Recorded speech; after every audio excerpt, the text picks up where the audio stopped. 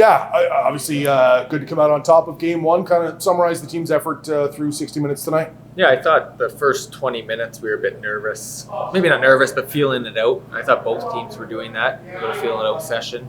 I thought as the game went on, especially in the second period, we started feeling a lot better about ourselves and our game. And, overall, we're happy with it. I think there's some things that we can clean up and do a little bit better, but you want to get that first win definitely to start the series. I mean, we have a very, very young team with a lot of guys that don't have experience in the playoffs, and I thought they did a fantastic job, especially as the game went on. Zach O'Brien, a goal and 3 assists. I heard some guys talk about playoff Obi. I guess he's arrived after tonight? Yeah, I would say so. He's a guy that when he wants to turn it on, you see what he does. And all year, I would say he's played very well. You always knew that he had an extra gear in him. In fact, he came to me, I think it was a week ago or 2 weeks ago, when we were skating around at practice, and says, I got more in. I go, I know. I know there's a lot in there, and he did a fantastic job tonight. You can tell that he's been in these situations before.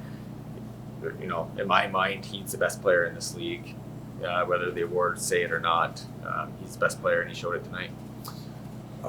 Allowing 4 goals, Keith Petruzzelli, it was a good first start, but how did you feel about the defensive goaltending effort in general tonight?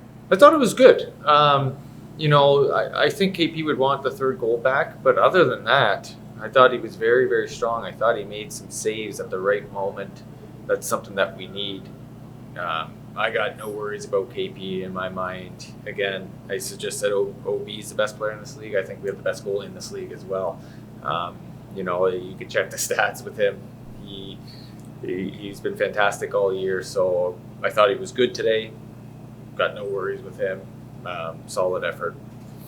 And that whole line of O'Brien, OC, and Bolin did a lot of the heavy lifting on offense. How are they able to keep the bar so high and keep, I guess, flying under the radar to keep being able to produce at that level? Yeah, I don't know. I mean, all 3 of them complement each other perfectly. I mean, Bolin is such a good centerman. He's so good in all 4 corners, and he works so hard on top of his playmaking ability. With OC, he's somebody, again, he works just as hard as Bolin does and has so much skill and, can find OB and Bolin at the appropriate times. And then the obvious guy is OB being, the best player in the league. He gets 2 guys that are very skilled and work on top of that. It's just a deadly combination. And I think, so surprised they're getting the results that they're getting. On the special teams tonight, 2 for 7, I believe, was the final number. But how did you feel about that lengthy 5-on-3? I mean, not often you get a full 2 minutes, but to come up short, how do you feel about that? Yeah, I didn't think our power play was great in the first period. Again, I'm attributing that to just the feeling out process. I wish we didn't have that many power plays in the first period. I mean, you always want them all. They'll take them every period, but first game of the playoffs, I would have liked to get all the bench into the game, and it's hard to do that when there's 4 power plays for us and 2 for them, 6 penalties in 1 period. But I thought as the game went on, they made the appropriate adjustments that we needed to do to get success. And aside from the first period, I think we went 0 for 4 after that. You go 2 for 3, very, very good, and something that we've done all year. So I was happy with it. Just get your take on the energy of the building here tonight. Very good.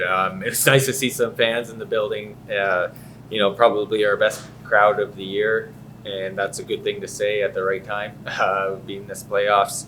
And as the year has gone on, we've been getting more and more fans coming into the building. And even our last homestand, we had 4,500, and now we're getting that right in the playoffs. So very, very good. Thought the energy was good, and it's nice to play in front of your home crowd for sure. And did that, the crowd energy kind of, give the guys a little boost, especially after the first period? Yes, I think so.